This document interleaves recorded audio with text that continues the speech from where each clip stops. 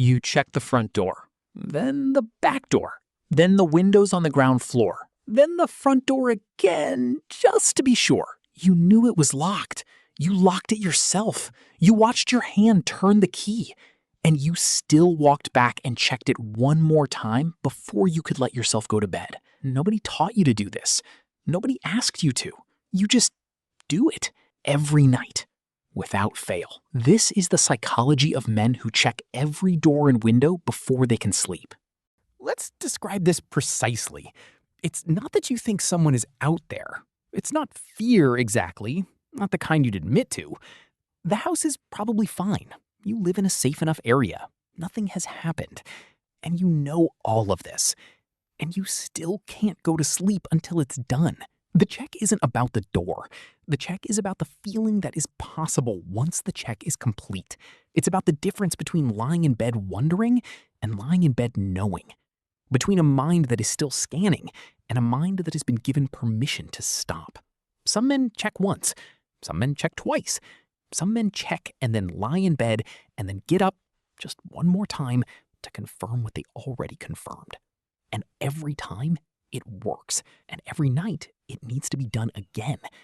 Because whatever it quiets, it only quiets it for one night at a time. Psychologists have a name for what drives this. They call it hypervigilance, an enhanced state of sensory sensitivity where the brain is constantly scanning the environment for potential threats, even when none exist. It is not the same as paranoia. It is not a mental illness. It is a nervous system that learned at some point that the environment required constant monitoring. And it got very good at that job.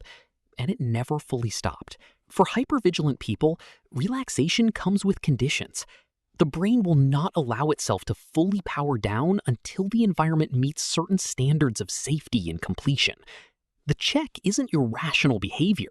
It is the nervous system completing its final task before granting permission to rest. Research shows this pattern appears most commonly in men who grew up in unpredictable environments, men with high responsibility roles, and men who are, by nature or by history, the ones others depend on to keep things safe.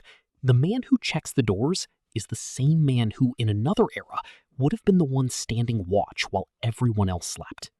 But there is something older than psychology at work here. For most of human history, the safety of a shelter at night was not guaranteed. Something or someone always needed to be watching the perimeter. The fire needed to be tended. The entrance needed to be guarded.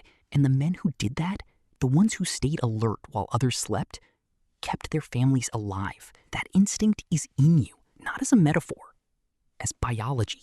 The urge to check the door before you sleep is the ancient version of standing watch being expressed through a Yale lock and a double-glazed window. The technology changed. The impulse did not.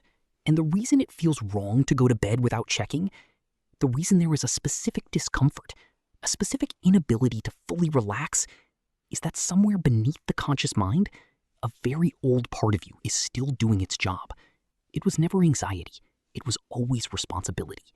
The anxiety is just what responsibility feels like when the threat is invisible. This pattern is most pronounced in men who carry a specific kind of weight. Not all men do this, but the men who do tend to be the providers, the ones others rely on, the men who even in sleep cannot fully step out of the role of the one who handles things. The check is the last act of the working day. It is the punctuation mark at the end of the sentence of responsibility, the final task before the shift technically ends. And there is something in that worth recognizing, because most people in this man's life have no Idea how much of his mental and physical energy goes into the background processes of keeping everything okay. The check is just the visible part, just the tip of it. Beneath the check, the constant low-level calculation, the contingency thinking, the awareness of every variable, the quiet, permanent, unacknowledged weight of being the one who notices what needs to be noticed. He doesn't do it for recognition. He does it because he is the kind of man who cannot not do it. Here is what I want you to understand about why you do this. It is not a flaw. It is not a disorder. It is not something that needs to be fixed or managed or trained away. It is the expression, in the quietest, most domestic form imaginable, of an instinct that kept people safe for 40,000 years. You check the door because somewhere in your nature, safety is not assumed, it is verified, because you are the kind of person who does not take the security of the people under your roof for granted, because you understand, in a way not everyone does, that safe is something you maintain, not something you simply are. The man who mocks this habit is the man who has always been able to count on someone else doing it for him. You are not the man who relies on someone else to check. You are the someone else. You always have been. So tonight, when you get up to check the door, don't call it anxiety. Don't call it a quirk. Don't apologize for it to the person who asks why you're checking again when you just checked. You can tell them this is what responsible feels like in a body that takes it seriously. Check the front door. Check the back. Check the windows.